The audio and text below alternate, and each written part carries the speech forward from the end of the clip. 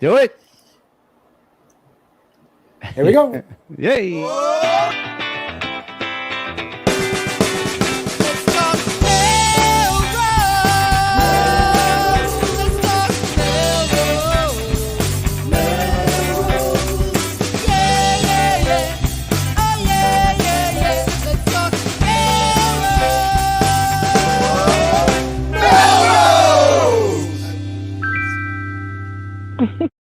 Good evening, Melrosians the world over. I'm Tom Catalini.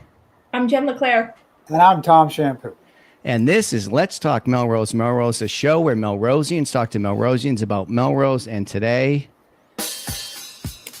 I also have to give the today's news. I got my Stone shirt on today instead, traded in the LTMM. And just very sad to hear about the passing of Charlie Watts, the drummer of the Rolling Stones today, my favorite band. And still processing that, but just wanted to. Yeah. What are you doing for an emotional rescue, Tom? Yeah, I know. I do need an emotional rescue here. from this situation. Right. This is it. This is it. You know, right here. Sorry for that, but. Yeah. Well, the show must go on, and we're here to talk about a lot of things in town. Melrose, this week, we have Margot Fleischman, the Director of Strategic Planning and Communications for the City of Melrose, new to the job, already kicking up a lot of dust, making a lot of things happen. We're going to dive into some of those initiatives, including the presentation on the library project and other news. So what are you guys up to this week? Well, first I want to give a quick shout out to our top fans. I think our entire viewership right now is on vacation in Connecticut. There they are. Hey, look at that. We are there. Ratings we're not there. They are there. Ratings are plummeting. Everybody we know.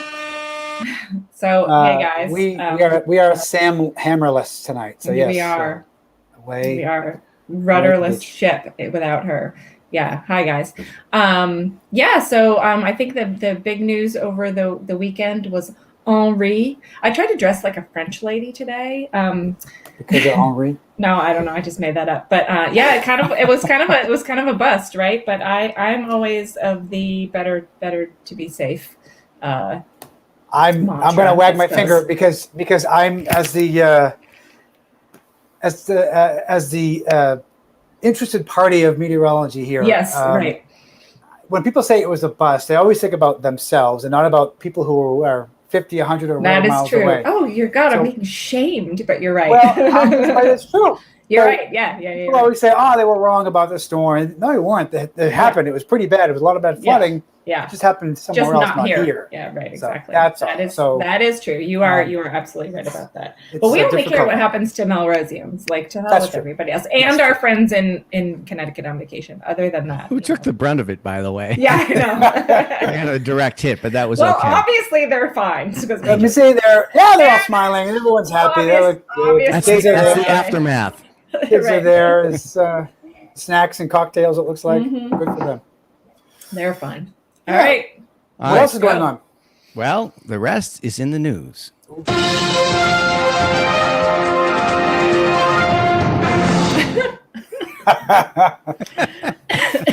I don't know why I keep forgetting that you have that. It surprises me every time. Right. It's a shock and a surprise every time. Yeah. Jen, you're the only one with kids going back to school in Melrose. So why don't you tell us about the Melrose back to school plan? All I know is that it's very lengthy, which I was so I can't talk about it in detail. But this is why we put the link in here. Oh gosh, we don't have Sam here. Putting links in and stuff at lightning speed. So we'll see if we can get that done. This might be thin on actual links and helpful information, but this school district did release via email to all parents a pretty comprehensive back to school plan. It talks all about their kind of health and safety guidelines and masking, which I'm sure is going to be, all that stuff is kind of continuing to change as we move forward, but masking mandates. So it was very thorough. I have not fully read it through, but the link is there. We will share it if we're able to. Let me see if maybe I can do it. So that's all I know. Let's just move on from that. All right. We have a new DPW program for those folks that are tracking recycling projects here in town. It's beginning it's going to start at the beginning of September of this year. It's going to run through the October timeframe of 2022, so about a year or so. It's a recycling program for mattresses, and so the DPW will not be picking up mattresses anymore. It's now a recycling program. It's a partnership with Mass Department. I didn't know that they would pick up mattresses in the past. I think they have, because it's cluttered the streets and kind of gotten in the way, and so I feel like now there's a real program in place. So this is I should stop trying to stuff it into those clothing recycling bins. Yes, exactly right.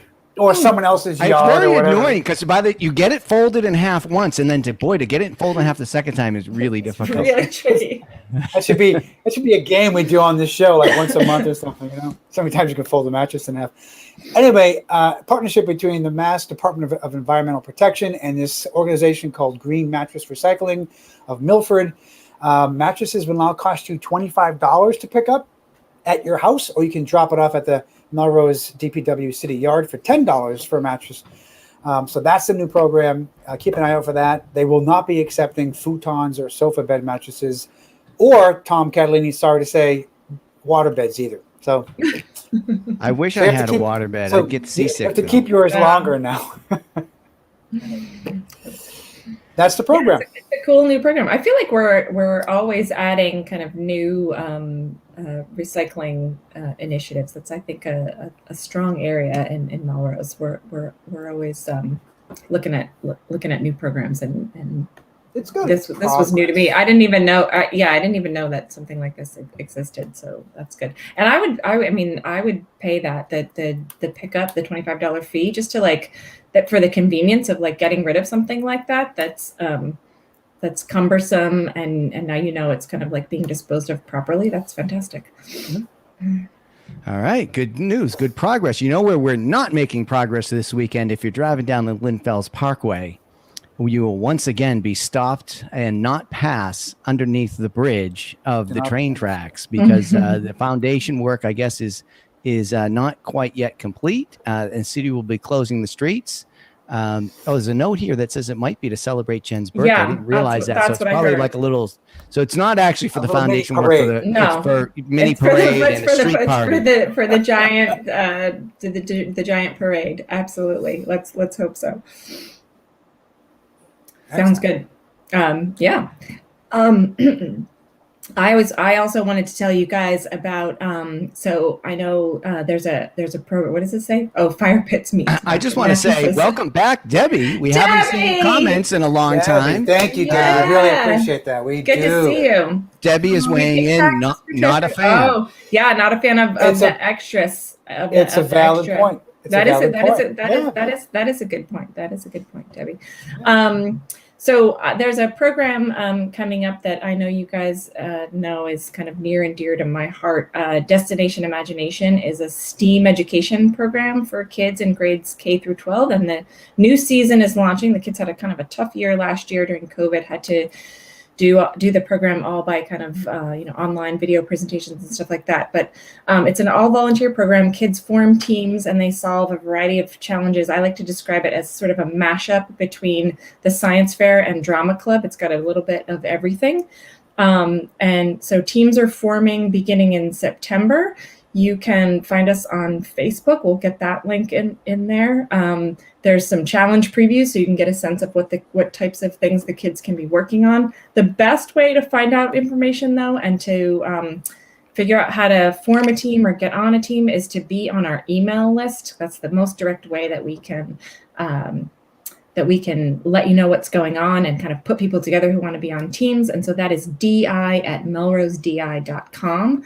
We do not market or email beyond the team formation season in the fall. So you're not going to sell my private information if I get on this email list? I'm not going to do that. I think we are an all volunteer program. I think we would not even know how to do that if we tried. And then also on September 9th, you can visit at the farmers market. Kathy Rossi-Rowe, she's the town coordinator, will be there with some information and to ask questions. We'll also be doing an informational Zoom webinar coming up in early September. So everything's going to kick off soon in September. So follow us and get on the email list so you can. The thing is, with the fall coming, September, you said, just around the corner, and all the summer with the weird weather and everything, my car is like super dirty, and I'm not really sure how to get into the fall season with a fresh start. You guys know anything about that? I think there's going to be a car wash just for you, Tom Catalini, this Sunday, I think. Here we go. Look at that. There it is. Look at those Sunday, kids. August 29th, 9 a.m. to 1 p.m. at the back of the high school, back of the middle school parking lot. Go out there. Please get your car washed. Please donate. The MHS band is raising money for themselves, and this is a great way to help them. And everyone's car is probably dirty, so I'll definitely do that. You'll have to go around Lynn Fells Parkway to get to the car wash, though. Oh, that's right. Maybe they should like stand at the detour signs with the car wash signs too. So there you go. Pro tip for the car wash. Look at you connecting the dots. Look at that. There is value to this program, damn it. Expert. That's a DI mind at work. Right? That's a DI mind at work right there. Maybe all the people that are detoured will get detoured over towards the car wash. That could be good business for them. Let's hope that happens. Yes. All right. Fantastic. So in a further effort to upgrade the show, let's get Margot on here. And I'm going to bring Charlie Watts again for the walk-up music. Here we go. Hey, look at that. I come prepared. Yeah. Right, look at that mug. That's official. That's settled official. right in. Look at that. I feel very welcome to the Melrose community since I have my Let's Talk Melrose mug. Yes, we wasted no time getting that, and we knew we weren't messing around. We knew who to get that to, get it into the right hands. Margot Fleischman is the Director of Strategic Initiatives and Communications for the City of Melrose. Also is a Board of Selectmen for the town of Bedford, and was most recently Board President for Communities for Restorative Justice. So we are so excited and so happy to have you in Melrose. You bring a wealth of experience and expertise. We are so excited to have you. And I think we were saying early in the show, the impact of your work is being felt and seen already in tangible ways in the city. So thank you for being here. Yeah, thank you very much. Well, it's a pleasure to be here. And I've been here for almost 3 months. It seems like at the one time, like a whirlwind, like I have just gotten here. And on the other hand, it sort of feels like I've been here forever. And it's just been wonderful. It's just been great. And what a wonderful community to be a part of. So what attracted you to the position? And it's new, or it's a reshaping of a position in the mayor's office. Maybe you can give the viewers kind of the gist of it. Sure. Well, as I've been introducing myself all over Melrose, including inside City Hall and out in the community, I've told people that my job title doesn't really help people understand what I do. It's very accurate. I think strategically and I work on communications, but I'm sort of like the mayor's chief of staff and then a bunch of other things. So it is similar to the prior position that they had, but it sort of expanded to embrace some other arts and culture, economic development, and just kind of coordinating activity within City Hall and out in the community. So what attracted to me is that it just sounded like a lot of fun. And as Jen said, I have a lot of experience in municipal government. I know a lot of different things of how cities and towns work. But this was kind of a sort of a dream job. So something where I could take all of the things that I love and care about, economic development, housing, community building, just you name it. Just I like good governance, and put it all to use for the benefit of a wonderful community. Melrose is just amazing. It's got so many great things going for it. Great transportation, beautiful homes, an adorable downtown. I love the downtown. 3 commuter rail stops. I mean, my gosh, I was on the planning board for many years, and I would just kind of kill to have that much transportation in the community. And don't forget the award-winning TV program. And the award-winning TV programs, exactly. The amazing engaged community. Yes, definitely. So we are excited to talk about the library, the renovation. There was a meeting last week with the city council. I believe city councilors had a meeting. But before we do that, we have a question from the audience. Let's see here. We do? There it is. Sam Hammer has a question. That is, by the way, the entire audience, just so you know. Sam is, we're all wondering if you could mention a little bit more about the pop-up project and also make some connections as to how that fits in with the larger strategy for retail throughout the city. Yeah, so this was something really fun. It was in progress when I arrived. So I joined the mayor's office around the first week of June. And the city had already received this grant to help pilot a program where you could use vacant storefronts to give e-retailers or Etsy shop people or people who just had a wonderful product but had never had a brick and mortar presence in the community a chance to pop up for a short period of time. And so it was really fun. I got to kind of hit the ground running my first week. Even kind of before I started, this was sort of something I was trying to kind of come up to speed about, to figure out how we were going to roll this out in Melrose.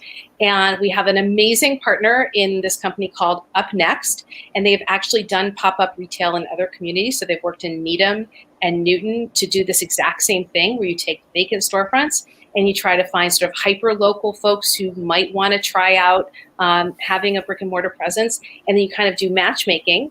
And so we contracted with them, and we had an amazing experience of finding a location. So I think it's public knowledge that this is going to be 12 and 14 Essex Street, which is coincidentally right across the street from my office. So I get to see kind of the happenings of what's going on there.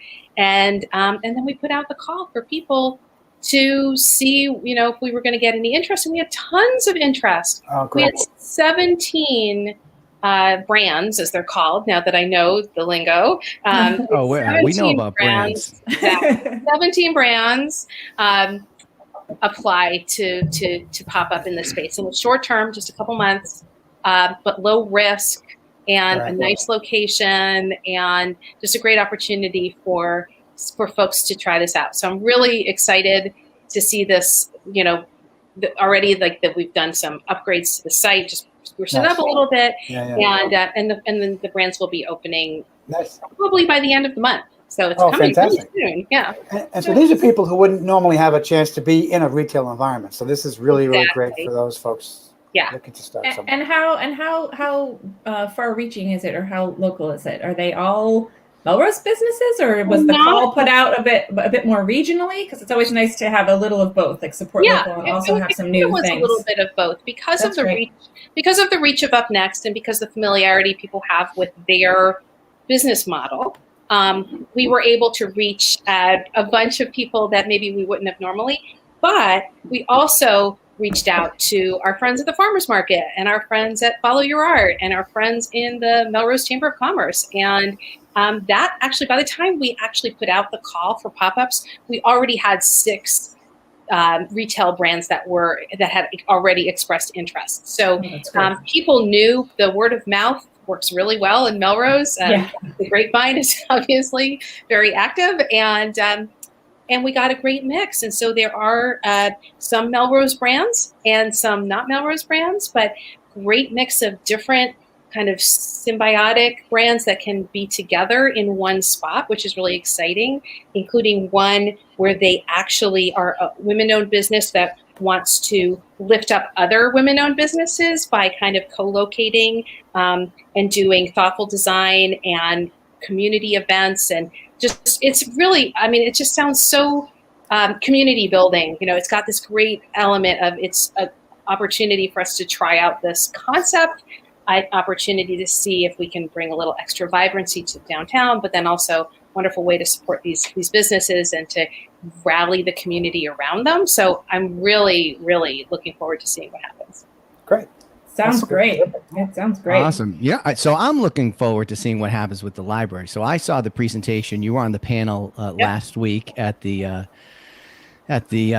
Learning Commons in the school complex, and it was simulcast on MMTV, and I watched the rebroadcast. I wasn't able to catch it live, so I would highly recommend to people to watch the whole thing. It was well produced by MMTV. It looks like they edited it up a little bit, so it was very kind of easy to follow and very well presented, and you had a big part in that. I stole a couple of slides just so people can see, like, this is the proposed addition to the library, so that part with the steps onto the right is the original building, and Margot can tell us more about the history of that. And then the right thing to do in this presentation, I don't want to rehash the whole thing, but is to tear down the existing addition and put on a new 3-story addition, and then It looks like, here's one drawing from the outside. So a lot of glass, a lot of daylight, accessible entrance. And so I watched the whole thing, and it was really showed how the current place is in disrepair. Here's the future vision, and then got into that. So how was that program received? What kind of feedback have you gotten since that presentation? We've had nothing but really positive feedback, including the night of. We had a small but hearty audience in the Learning Commons. It was really great to have some people who were able to attend live. And then obviously we also did it via WebEx, and then sort of simultaneously people could tune in through MMTV. And you're right, they were great partners in helping put that presentation together, including a great video tour. And we're hoping to have an expanded version of the video tour, because I think we only had like 3 minutes during the presentation that we devoted to that. I've been going on tours of the library, so I've seen the behind the scenes, and yeah, I can tell you all the things that are going on with the library. But the presentation was really well received by the folks who were there, and I've gotten feedback from different people who were watching it from home that they appreciated the breadth of information. I think the architect did a great job, and everybody on the panel sort of explaining what the project is and where it came from and how long it's been in the works and sort of how we got to now. I think that there are probably a lot of people in Melrose who weren't living here in 2017 when we originally applied for the grant. And I think, as you saw in my presentation, I said, it's like hurry up and wait. We applied in 2017, and we've been waiting for 5 years to find out if we got it. So, think of all the people who have moved in who wouldn't have known or just weren't, tuned in 2017. So it was really good to kind of reacquaint everybody to how we got to now and where we're going forward. And I think it's just an amazing opportunity. The library is such a gem. I'm just enchanted with the old building. And so much of the project is going to restore and really respect the beauty of that Carnegie building that people really love and have a lot of affection for. But then, yeah, as you said, that bright, open, light, modern, 21st century library facility that will see us not just, for the next few years, but decades to come. It's really going to be an amazing addition to Melrose. Yeah. What I thought was cool too was the library director just giving a few stats up front at how active the participation is in the library. There's some 15 or 20,000 registered active cards that used in the last few months or what. It's very active, a very vibrant part of the community. And I agree. At all ages too. Exactly. At all ages. Yeah. I think people think that libraries are maybe just for parents with little kids. I don't know where that came from, but it's really not true. And I think the nice thing, we did that kind of Melrose Library by the numbers. And you're right, Linda Gardner, who is our just wonderful library director, she's actually celebrating her 20th anniversary working for the Melrose Library this year. So got to get Linda a new library because she's been there for her birthday. Wow, that's amazing. But she really brings out all of those stats, and it was really helpful for us to see. It's not, it's like 50-50 children's circulation versus adult and young adult circulation. It's really broad. And of course, our librarians also kind of on the front lines of social services and folks who don't have necessarily internet at home, or they don't have great access to information, or they're just looking for a place for community. We've got 6 active book clubs. We have programs for kids of all ages that sell out within minutes of them going live online. And it used to be like buying concert tickets sometimes because my kid was a frequent flyer at the library. She loved all those programs, the egg drop contest and all these great things that they did. And you had to be right in there to make sure you got a spot. Linda said that sometimes it'd be like the registration would open at 8:00 and at 8:03 it was sold out. So there is demand. The program needs are growing. And if you've been down in the community room, it's tiny. I mean, and there's no ventilation down there. I think we understand so much more because of COVID about healthy buildings and what you need in terms of the systems, the HVAC systems. I know it's like the most boring thing in the world, but the energy efficiency and the quietness and if you've got like a 1970s era HVAC system, which you do in that building, it's not doing you any favors these days. And then it was great to have the architect explain. TJ Hooker was the #1 show on television when that HVAC system was put in. Oh, God. Let's just put it into perspective. That's a great stat. And we've talked about this before on the show. I've said this before on the show. If COVID and the pandemic has taught us anything, the way we work from home and stuff like that is different. There's a lot of college kids that are still may still be home and need a place to work. Parents, if you've got multiple people trying to work from home, the library is a great option for like community meeting space, workspace, and this is part of our future.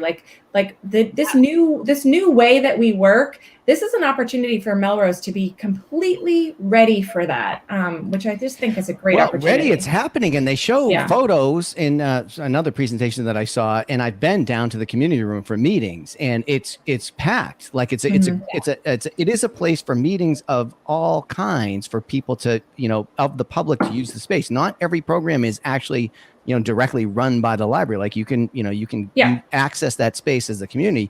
And what they talked about, which I know from being there, is like that community space, like you talked about, Margot, is tight.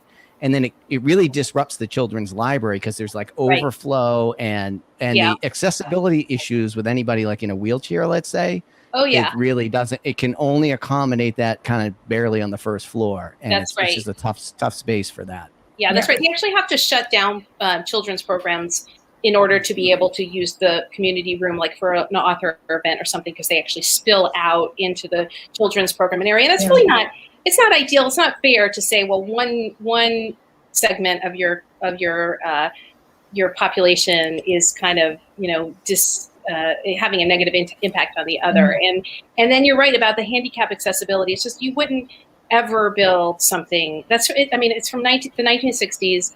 And if you walk in the front door of the library, you're faced with just steps, right? You would never build anything like that. And the ramp, which is great that we have that handicap access ramp on the back of the building, but it's long and it's steep and it's not welcoming. And you would never, that's not appropriate for the 21st century. You want a front door where people walk in and everybody's welcome, regardless of their age, their ability.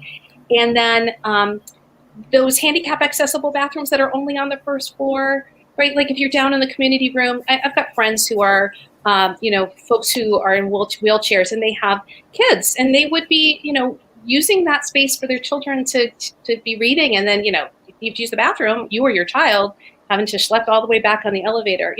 There's so many things. Once you see it, you can't unsee it. And I've been on this tour so many times. I've seen so many of the things, but beyond the deficiency of the current building, I think it's just so amazing to think about what the future of this building could be for the Melrose community. Okay. So it's an opportunity. One thing I thought was excellent in the presentation, I think you may have had a hand in this, is like, because everybody's like, well, how do we pay for this? How does the money work? And again, I don't want to represent it, but it's $21 million cost, and the chief architect or whoever the construction guy was that talked about how there's, cost inflation built in. This knows that it takes some time to get started and there's a contingency budget. So he's like, pretty much 21 is the number to go by.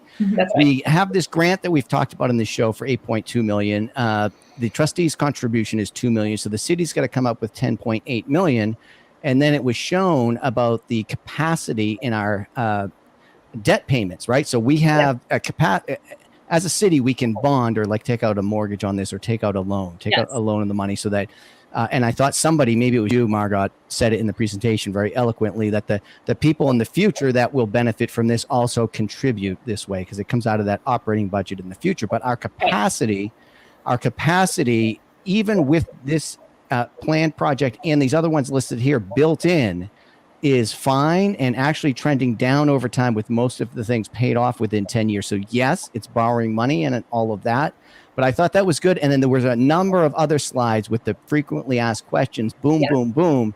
And I thought it was great that they were on slides and we posted them on our page, many of them, because that's just kind of the key information. If you don't have 35 minutes to watch the whole video, you can really get a lot. And did you say the slides are also on the city website, like the full presentation? Yes. Yeah, the full presentation is on the website. There's a page about the library project, and you can watch the whole video, or you can just zip through the slides. And we didn't want to make the slides too wordy, but we wanted people to be able to look at them and get a good sense of what we were presenting.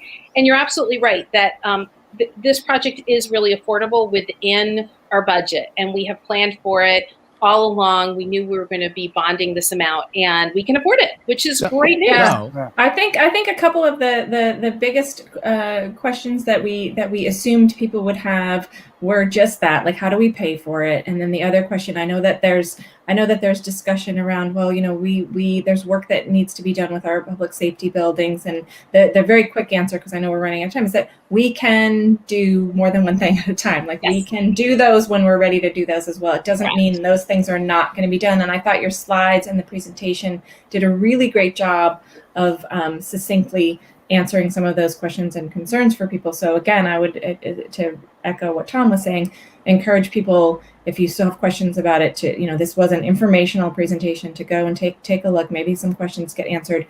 And then I would ask, so what are the next steps after this, Margot? Where do we go next with this? So the next step is that the mayor's office will send down an order to the city council, probably sometime in September. They're having 2 council meetings, one on the 13th and one on the 20th, where we will essentially ask the city council to accept the $8.2 million of grants from the Mass Board of Library Commissioners, and then to authorize us to bond the rest of it, that $10.8 million. And so we're very hopeful that by sometime early this fall, maybe in October, it depends upon what the schedule of the city council is, we will get a positive vote from the council so that we can move forward. And then it goes into just the final design process where all the details will be worked out, and then we'll get those construction documents and also work on the plan for how we're going to provide library services while the library is being renovated, because we have to do that too. Yeah, but that's another good point too. Sorry, Tom Shamp, go ahead. I was going to say, I didn't realize that the last renovation is going to be going away. Yes. And there'll be a brand new, new renovation will replace that. So where the left side of the building, if you will, right, where the parking lot is, that's going to go away. And this new renovation will include a new area there, plus the other floors. The slide deck that we're talking about had a slide that talked about the timing of everything. And I think it mentioned building might start in the fall of 2022 and take about a year, roughly or so. So what does happen to the library? That which parts will remain open, or if any of them, and what kind of services do they want to provide? So the library will have to move out into a temporary location. Into the whole place. Yeah. Okay. It doesn't. You don't have to move. You put most of the stuff in storage. So most of our collection will go into storage. The other thing that who knew, but librarians are very collaborative, and different libraries in our neighborhood help each other out when this happens. So sometimes they'll take a portion of your collections and put them in their library, or then you can store them, and you just have to have library services available. But it's not like you have to find a full library to occupy. So you can sort of have like a storefront, or some communities have just used a warehouse, or they found a municipal building that they could occupy a portion of, so that people could still do pick up their reserves. And the great thing too is that pop-up library. Pop-up library. There you go. Look at you connecting the dots again. It's amazing. Because of COVID, our amazing librarians and all of the staff of the library are so nimble at being able to provide services and do curbside pickup, and they've got this. Knowing the librarians and the staff of the library, they will make this work. Everyone will be very happy. But we're not going to obviously take that step until we get the bond authorization. Know that we're moving ahead with the project. Sure. Yeah. Right. That was Tom Shamp. One of the things that you said about the timeline was exactly what I was thinking.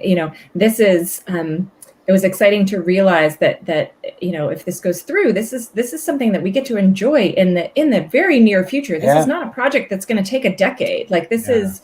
We're going to have we would have a new library really soon. And I think that's really exciting. That would be pretty sweet. Jen, what else is new just arrived today in Melrose? Oh, as they would say on Schitt's Creek, a bébé.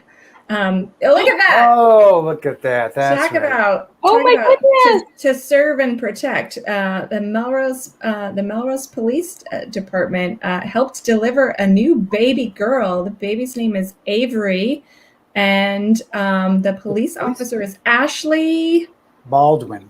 Thank you. Ashley Baldwin delivered a new baby girl in Melrose. All right. Yeah, I think it was last Thursday. Last Thursday week. When the baby was born, and then they got to get together again. Yes, that's just crazy. Exciting. You know what else? Another viewer. Very exciting. You know what else is exciting is the rumor are that these three folks are filming a movie in town. I don't know. Margot's probably sworn to secrecy if she's issuing the permits or whatever's happening at City Hall. But there's filming. Rumor is some movie Spirited. So we're going to try and have these folks on the show next week. We only film Tuesday nights at 8:30 live. So if they can't accommodate our schedule, we might just have to turn them down this time around. But keep your eye out for the famous people around town. I'd like Will Ferrell to be on LTMM as Ron Burgundy. Yeah. Yes. Well, it's the same kind of news program. I think he'd feel right at home. I know, exactly. The invitation is there. Consider the invitation given. Yes, his people are contacting him now. Glass box of emotion right inside here. Right. Yes. Okay. Well, we have trapped Margot in this glass box of emotion for long enough. I think it's time to let her go. You can never get back, Margot. Yes, I think it's time to let her go. But I hope. Thank you so much. Yeah, thank you so much, and we hope you'll come back. Such great info. We hope you'll come back. And now you've said you've seen the show before. You've got the mug, so you have to do the dance now. Okay. And so with that, hello and goodbye to everybody in Connecticut, you Melrosians down there and all around the world. We'll see you around town. Come home, top fans.